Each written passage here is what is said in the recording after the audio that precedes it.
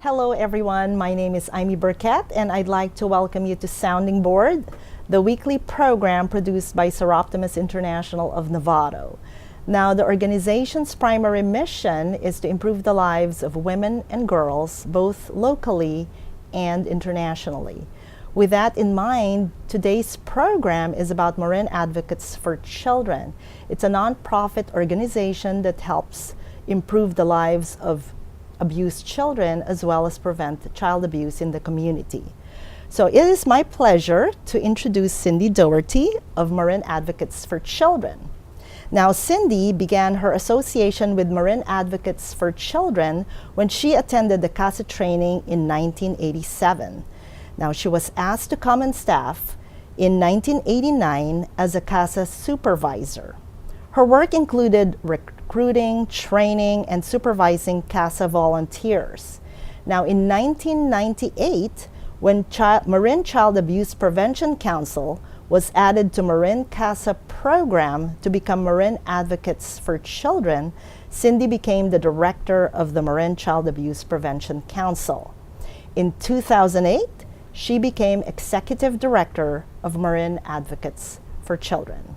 So welcome, Cyndy. Thank you very much. Yes, so Cyndy, can you tell us a little bit about Marin Advocates for Children? Sure. Marin Advocates for Children is the umbrella name for two programs, the Marin Child Abuse Prevention Council and Marin Court-Appointed Special Advocates, or CASA program.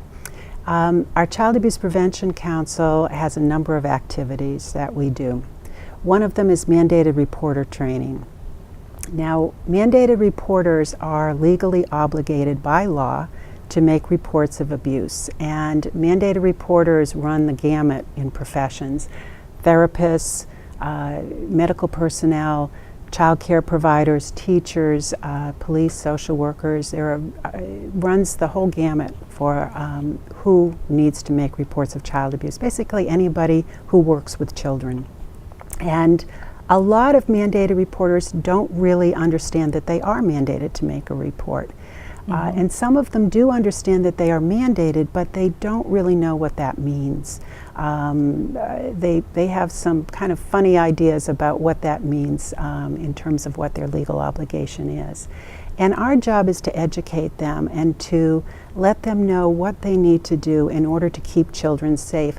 A lot of these people are the first people, child care providers for instance, can be the only other adults that a child comes into contact with during the course of the day. They're the only ones, other than the parents or the people at home, that are going to be able to see what's going on in this child's life. And so it's really important for them to be that safety net for those children and to make reports when it's necessary to do so.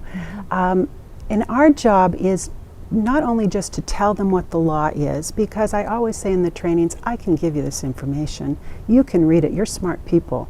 And you can understand what your responsibility is. But my job is to give them the courage to make that report. I've had to make reports myself, and I can tell you I always have a little bit of trepidation. I always wonder, did I really hear what I thought I heard? Did I really see what I thought I saw? When I make that call, what's going to happen? But I can tell you from my experience that in most cases things happen, and they happen positively. There are changes made in that family's life, and they're good, positive changes. So we do the mandated reporter training. We trained over 500 mandated reporters last year. We hope to train more this year. And as I said, that's a real safety net for children to prevent child abuse. One of the other things we do is trainings for professionals and also trainings for parents. Just recently we did a training, an all-day training for professionals on bullying and the effects of bullying on children. And then that night we provided a training for parents, the same speaker, but it was more about the tools that they needed to be good parents, to deal with the children that were being bullied, or to deal with a child who might be a bully themselves. So our job is to train those professionals, to get them to understand the best practices in child abuse prevention, but also to train parents and give them the tools. Another thing that we do is we co-host the Family Strengthening Network. And the foundation of the Strengthening Network, it's child care professionals and other professionals, child welfare professionals. The foundation is the 5 protective factors for parenting. And I have my cheat sheet here because I always forget all 5 of them. But the first one is parental resilience. That's just what it says, is to make a parent stronger so that when something happens, they bend, they don't break, they have that resilience. The next one is social connections, and that's what we all need. You know, we all need a sense of community and not to be alone, not to be isolated. The third one is to have those supports in time of need, and that's why you have those social connections. You have those people that you can go to.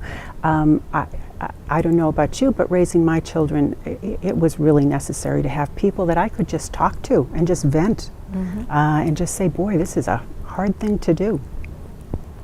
The next one is knowledge of the child's physical development and then also knowledge of the child's emotional development. I know you've probably seen children in the grocery store and they're having a meltdown. They're 2 years old and they're having their temper tantrum. A parent who doesn't understand development may think they're doing this to them, that this child is taking it out on them. And they're going to have that anger about that. A parent that has those tools, that knows, no, this is a 2-year-old and this is what 2-year-olds do. This is part of their development. This is part of how they learn to grow in the world. That parent is probably not going to have that kind of anger. They're probably going to maybe be frustrated, but they aren't going to have the anger. So it's really important that those 5 protective factors, that we get the word out there to parents. This is what you need to have good, safe, and healthy parenting skills. So that's another thing that we do. The last thing that we do with Child Abuse Prevention Council is we look at systems issues and we address those issues to see what we can do to make it better for kids. One of the things that we did just recently was the Differential Response Program. We teamed up with the Department of Health and Human Services, and we worked on this program, a very simple, logical program, which is something that I happen to like. When a child abuse report comes in, there are 3 pathways. The first one is an immediate response. So if a social worker gets a call from a teacher that says that a child was being sexually abused, they're going to go right out and investigate. The second pathway is a 10-day response, and that's just what it says. They have 10 days to go out and investigate a report. The third one is what's called evaluate out, and that's an abuse or a child abuse report that doesn't rise to the level of abuse. It may rise to a concern that maybe something might happen, but nothing has happened, and so it's what's called evaluated out. Now, we live in a free society and we can't have government workers knocking on doors and saying, we think something might happen, so we're here to investigate. So we have to evaluate them out. But that was a concern for everybody. And so we started this program, Differential Response, where another staff person, not a social worker, but someone that has unbelievable telephone skills, being able to really connect with the people they talk to, will call and they'll say, we got a call of concern. Is there something we can do? And that might be, for instance, a neighbor who might call and say, I'm really concerned. My neighbor down the street just had a baby. Her husband left her. She has another couple of kids, and she's really depressed. Well, the social worker might talk to her and find out that there's really no abuse going on. The neighbor is just concerned that something might happen. Well, in the old days, nothing could be done about that. Now that call goes to the differential response worker, and she calls and says, what can I do to help? So there's no legal intervention. There's no punishment. It's just simply what resources can we provide to you. And this program has been very, very successful in really alleviating child abuse and preventing it, and making sure that it doesn't happen. Again, it's a very simple, it's just reaching out to people, reaching out to the community, and seeing what we can do to help. Sure. So those are the things that the Child Abuse Prevention Council does. CASA, Court Appointed Special Advocates, is our other program, which was started in 1983 here in Marin. That's when our program started. But the concept started in the late 70s. And it was started in Seattle, Washington by a judge there who was hearing juvenile court cases. And he would hear from the parents and the social workers and the lawyers, but he never met the children. Now that's probably a good thing. You don't really want small children in a courtroom setting with those kinds of things going on, but he was making life-altering decisions for these children and not meeting them. And that concerned him. And so he started the whole concept of trained and supervised community volunteers who are assigned to one child, not 15 or 20 as a lot of social workers are, who advocate for the best interests of those children as they go through the court system. And it was so successful. It started, as I said, in the late 70s. We started it here in '83.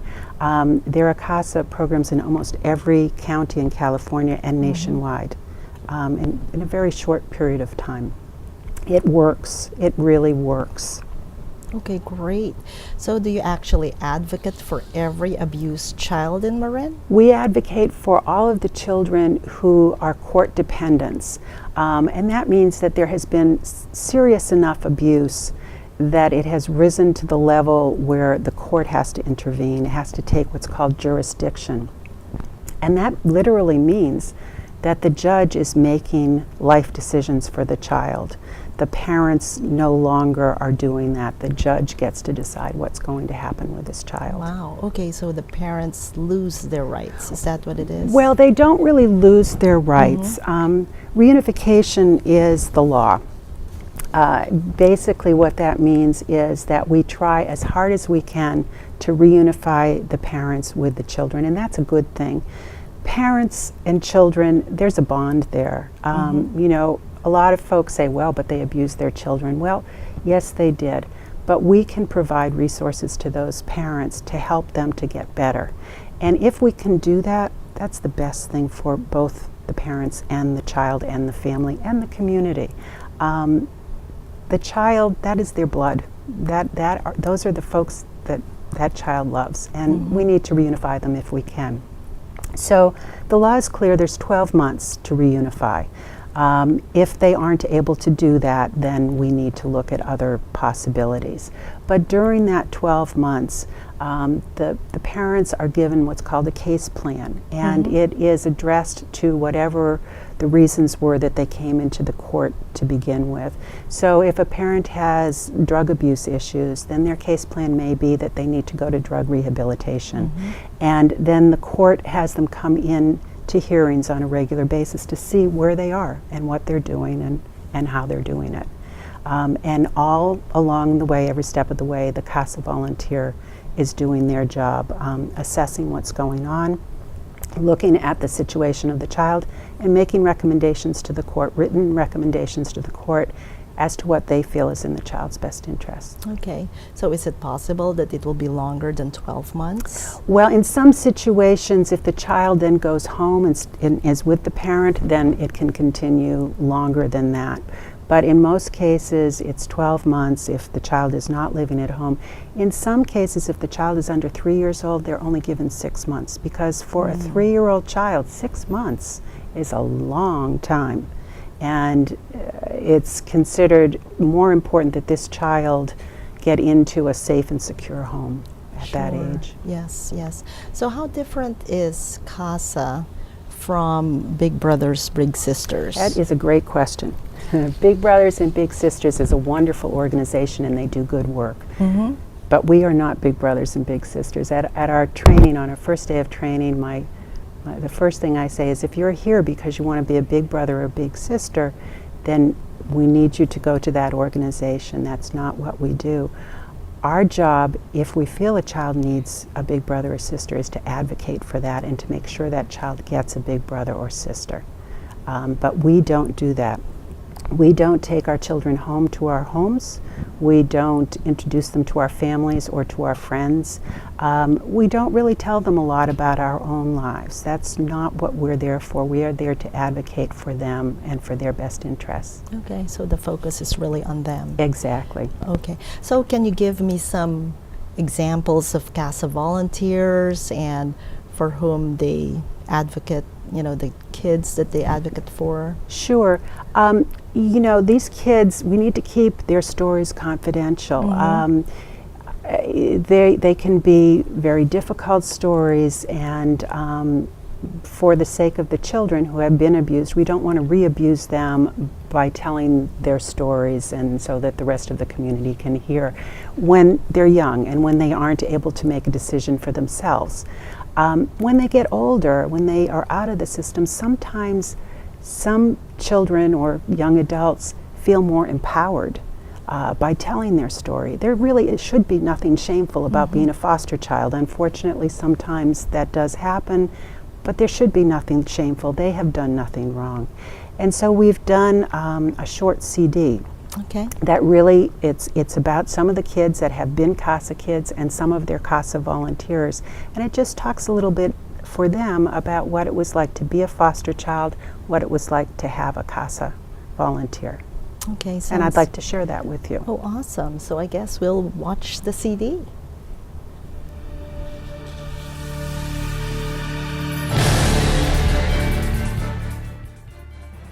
The second time I was removed was probably the most embarrassing. It was in the middle of kindergarten. And I loved my friends. And I remember a couple people in suits came to get me and took me away, and I didn't see my grandparents for a long time after that. And that was like the final.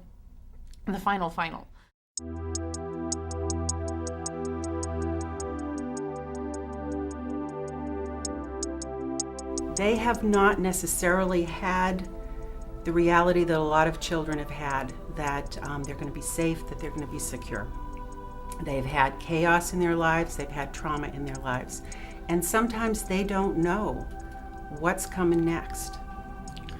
Well, when I first was in foster care, I was actually really scared because I didn't know, if the people that were going to be surrounding me all the time were the right people, or if they were going to be there all the time or not. So I was kind of not knowing what to do or how I was going to approach this.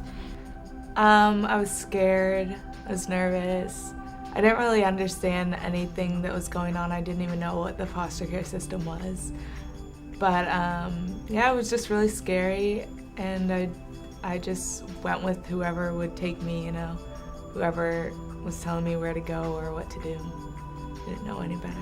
If they don't have somebody advocating for their education plan, sometimes they're in the wrong lane. And for Maribel, they had her helping in labs, in the computer labs, instead of working on her. I think she definitely would have just gone through her 4 years of high school without learning, and she would have been a helper in a classroom because there wasn't anybody to advocate for her. And the advocacy is so important because you know and I know that at that point, what that advocate can do for them is so much more significant than the legal system provides. Correct? That's right. The advocate is able to go out and investigate everything that's happening in that child's life. He or she talks to children, talks to parents, talks to the teachers, anyone that can tell the volunteer what is in that child's best interest. Well, I first met Eternity when she was about 9 years old, I think it was. And she was a skinny little kid who hadn't been to school at all. And she was sweet. She was always sweet. It was very exciting. And so watching her experiencing things for the first time was just a joy for me every time she succeeded at the new step along the way? I've never had a family, so I mean, my parents did leave me when I was really young, so it wasn't nothing new to me, you know. But I mean, if I was gonna be in the system, I guess I needed to know what I was gonna do and how I was gonna survive it, even if it wasn't good or if it was better. I want it to be clear to everyone that I always felt loved as a kid. I always felt like I had family, my grandparents. I felt like they loved me. I never felt unloved. But you don't also know what you don't know.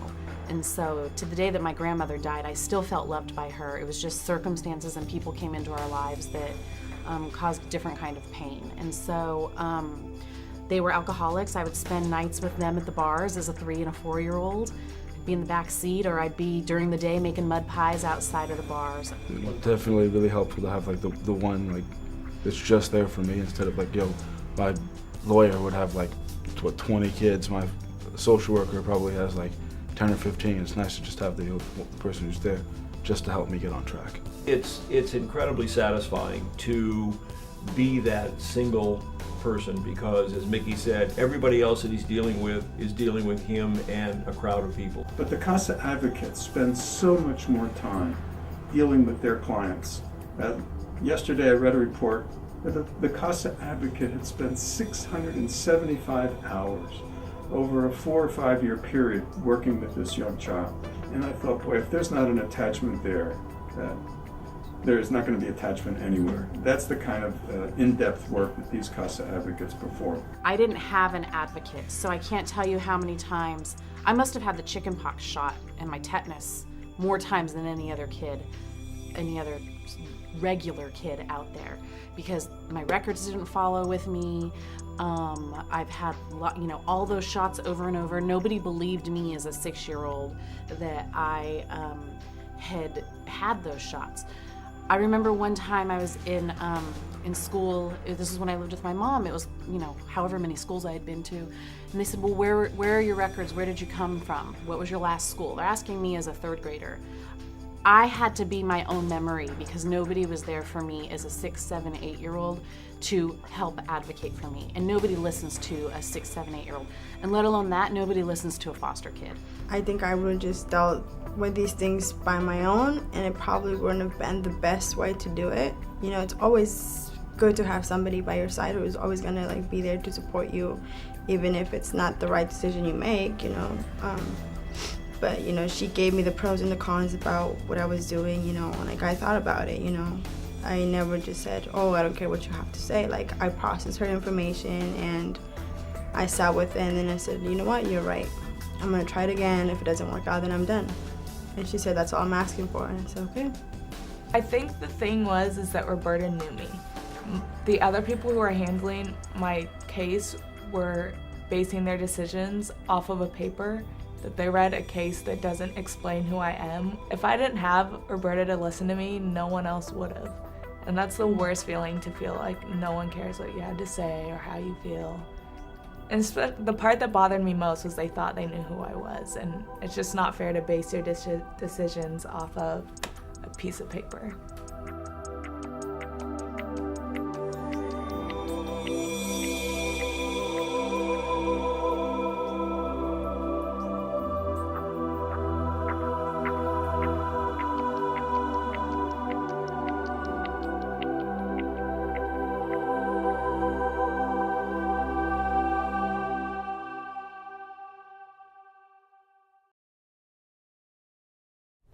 Oh my gosh. It's like that CD is just amazing. I mean, it's so moving. The first part I was already teary-eyed, so I can just feel the pain of the kids. And my goodness, I so admire the CASA volunteers and how they make an impact to the child's life. We have some extraordinary CASA volunteers, absolutely extraordinary. I'd like to introduce one to you. Okay. Angela Supple has been a CASA volunteer for 4 years now, and she has advocated for 5 children. And she is an amazing CASA volunteer who takes as much time as she needs to do whatever is needed to advocate fully for that child. Okay, great. Angela, what made you decide to be a CASA volunteer? I think I've always loved children, and I felt very strongly for the children who didn't have a voice. And I get along well with children. I especially like teens, so I seem to have had more than my fair share of teenagers. But mainly it just kind of came out of other volunteer work that I'd done, and this was a natural progression. And I felt like CASA workers actually had teeth and could get in there and really make a difference. So what was the most difficult that you've encountered as far as the cases? I wouldn't even know where to begin. It can be anything from just the great sadness that these children feel. I had one case, in fact, that's still going 4 years later, where the mother passed away, and that was just a huge shock for these children, and very unexpected by all of us. That was a good situation, and there were family members who could step in. I think part of the hard thing, and Cyndy knows how I feel about this, is sometimes being the only person in a courtroom who's advocating for something that nobody else is saying. And if you need to be liked, this is absolutely not the volunteer job for you, because oftentimes you are making recommendations that the child themselves might not like. Because as Cyndy said, the bond between a child and parent is very, very strong. I always try and be very respectful of the parent no matter what's gone on. I feel like I've never walked in their shoes. I don't know what that feels like. So I think it's always very important to respect the parent no matter what. But basically making unpopular recommendations can be very, very difficult. You have to have a tough skin. Yes. So can you give us an idea of how much time you spend on a case, how many hours? I spend a lot of time, Yes, I she think. Sometimes it feels, obviously one can give as much time as you have, and it's entirely up to you. There are days when I feel like I spend the whole day on the phone with some cases. There are other cases. I had a case with an infant, and that didn't take anywhere near the amount of time as my teenagers seem to take, because there's always lots going on. You're involved with the school, you're involved with psychologists, you're involved with social workers. There's so many different parties to it that you have to get in there and find out what's going on. And then there's the child themselves. Generally with the teens I spend at least 3 hours a week actually with the child, with the teenager, where we'll go out and have something to eat, hang out, just talk. Right. Okay, yeah, so you spend a lot of time but no pay. So why do you do it?